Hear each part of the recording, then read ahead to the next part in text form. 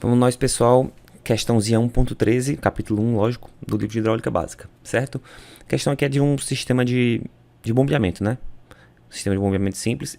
Comecei a gravar e não comecei o play, né? Então vai dar certo agora. Deu play. A questão 1.13 é do sistema de bombeamento, tá? E aí tem algumas características peculiares. Primeiro, já deu pra gente a vazão de água que vai ser recalcada pela bomba, né?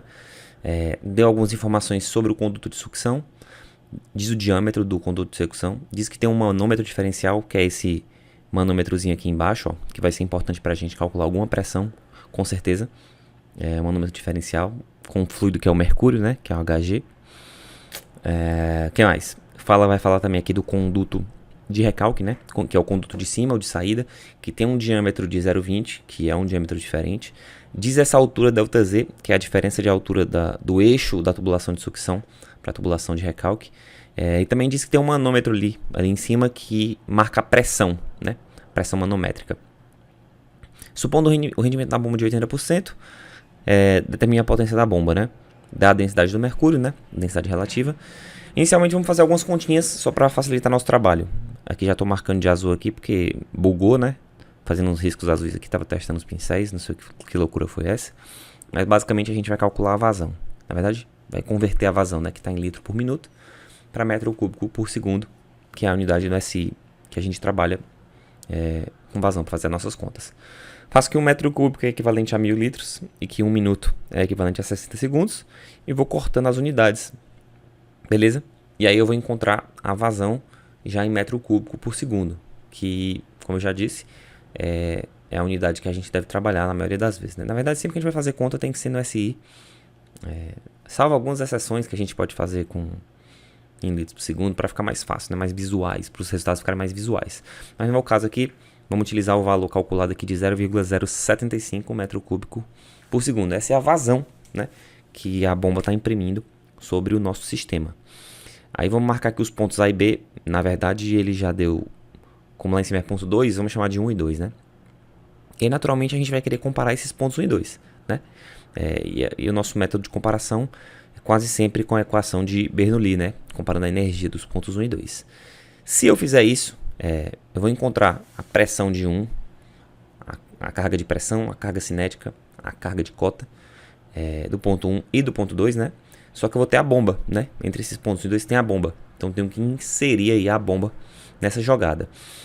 Perceba que não tem um termo de perda de carga, porque ele não me falou sobre os comprimentos, né, das tubulações. Ele não está considerando a distância efetiva entre os pontos 1 e 2, a distância linear, por assim dizer. Mas a bomba que está presente, dentro dela já existe uma perda de carga associada, que vai ser contabilizada com esse rendimento. O rendimento de 80% vai dizer que existe uma perda de energia ali dentro da bomba. Mas aí vamos lá, eu não sei a carga de pressão 1, né? A carga de pressão 2 eu tenho, porque ele me deu com informação na questão. Mas a carga de pressão 1 eu não sei, vou ter que calcular através daquele manômetro diferencial. E as velocidades, Lídio? As velocidades, às vezes em questões assim, elas são iguais, mas para essa situação aqui elas são diferentes. Por que elas são diferentes? Porque os diâmetros das tubulações são diferentes, né? Então as velocidades eu não vou poder cortar. E o Z1 e o Z2 eu já tenho, né? Na verdade eu tenho o Z2 com relação ao Z1, mas é a mesma coisa que ter o Z1, posso adotar o Z1 como 0, e assim o Z2 vai ser 1,22. Então vamos calcular aqui primeiro a nossa velocidade 1, já que eu tenho a vazão que eu calculei, e que eu tenho a área 1, né? Posso calcular a área 1 como uma área do círculo, né? Tubulação circular, πr ao quadrado. Se eu calcular minha velocidade 1, eu vou obter um valor aproximado de 1,06 metros por segundo, tá bom? Faço a mesma coisa para calcular minha velocidade 2, né? Considerando o diâmetro um pouquinho menor para a tubulação de recalque. Curiosidade, geralmente as tubulações de sucção elas têm um diâmetro um pouco maior, porque as perdas de carga lá já são grandes, né?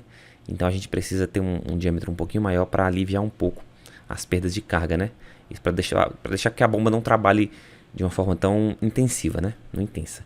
Então achamos a velocidade V2 como 2,4 aproximadamente. Agora vamos pegar o nosso ponto 3 aqui de resolução da questão para encontrar a pressão 1. Para encontrar a pressão 1, eu vou utilizar esse manômetro diferencial. Aqui nesse ponto P1 que eu marquei lá em cima, eu vou ter a minha pressão 1. Nesse ponto que eu marquei aqui embaixo, eu vou ter a pressão atmosférica. Perceba que o manômetro diferencial está aberto para a atmosfera. Ele está funcionando aqui como vasos comunicantes, né? Aí perceba que existe uma diferença de nível entre o fluido. Um fluido que está em equilíbrio, se não tem nada ocorrendo, ele tem a mesma altura, né? Nesse caso aqui, o fluido manométrico, que é o mercúrio, ele está deslocado. Ele está deslocado um certo comprimento para cima. Como ele está deslocado do lado esquerdo, ou seja, é como se houvesse uma força empurrando ele, que é a pressão atmosférica ali do lado direito. Na verdade, o que isso quer dizer? Que a nossa pressão em 1, como a gente adota a nossa pressão atmosférica como 0, né? Essa pressão em 1 ela está sendo uma pressão que é negativa, né? O que é uma coisa que acontece mesmo de fato. Quando a bomba começa a succionar o fluido, né? Naturalmente ocorre uma pressão negativa ali para fazer com que o fluido se desloque. Então, a gente faz uma equação manométrica, tal qual como eu escrevi aqui, considerando a pressão atmosférica 0. Importante aqui são essas alturazinhas, né, que estão marcadas ali no desenho da questão. Lógico que do lado esquerdo, aquela parte branca, que é o 0,26, qual é o fluido que está ali? Água, né? O fluido mercúrio é somente esse mais escuro, né, pintado de preto, né? Então, fazendo essas continhas, né, a gente pode passar tudo para o lado direito, deixando somente a pressão 1 do lado esquerdo. E a gente vai conseguir calcular a pressão 1 dessa forma. Porque a gente sabe o peso específico da água e a gente sabe o peso específico do mercúrio, porque ele deu a densidade relativa do mercúrio, né? Que é 13,6 vezes o peso específico da água. Aqui eu estou só fazendo umas operações matemáticas, eu acho que eu vou colocar aqui o 9,8 vezes 10 ao cubo em evidência. Isso mesmo. Por quê? Aí vai ficar 0,26, né? Mais 13,6 vezes 0,18.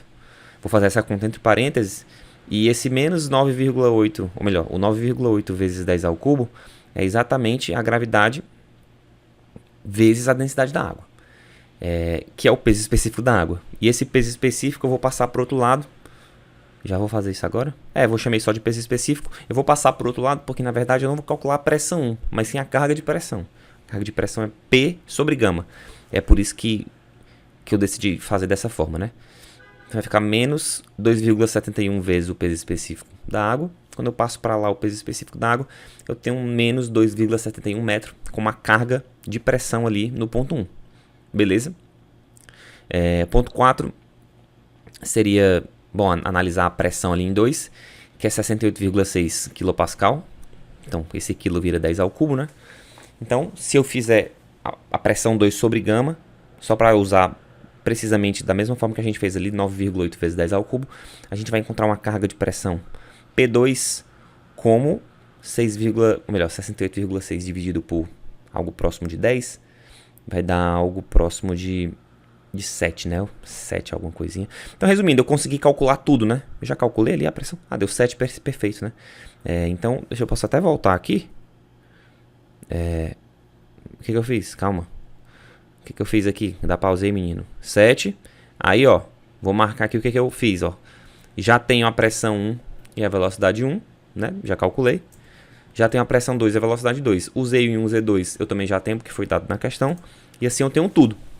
Consigo calcular o H da bomba. Basicamente a questão já morreu, né?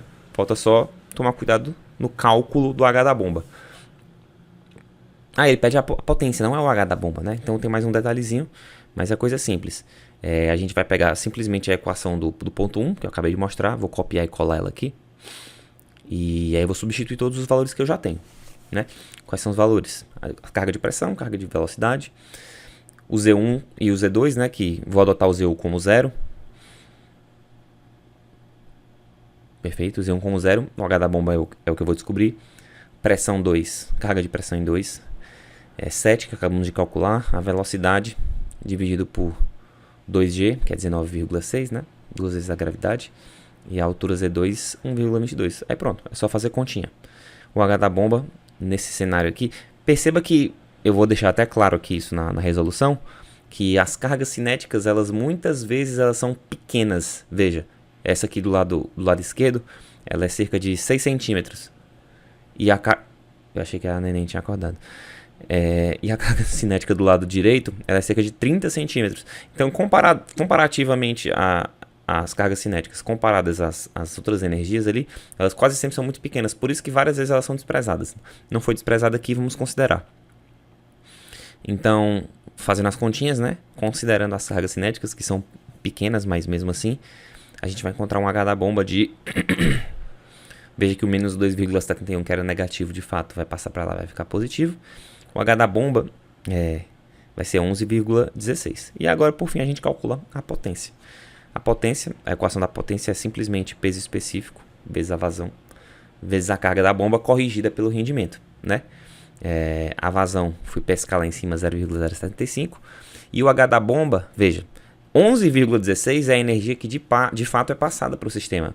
Só que a bomba, ela precisa puxar da rede elétrica um pouco mais de energia, que é 13,95. Por quê? Ela puxa 13,95 de energia, sendo que ela perde um pouco até ficar 11,16. E 11,16 é de fato o que ela consegue passar. Então, finalmente, fazendo essa continha para a potência da bomba, a gente consegue encontrar que essa bomba precisa ter uma potência de 10.253 watts ou 10,25 kW aproximadamente. Beleza? Pessoal, era isso essa questão, sem muito mistério, questão padrão, tá? Espero que tenham curtido, entendido. Se inscreve, curte, comenta, compartilha. Valeu!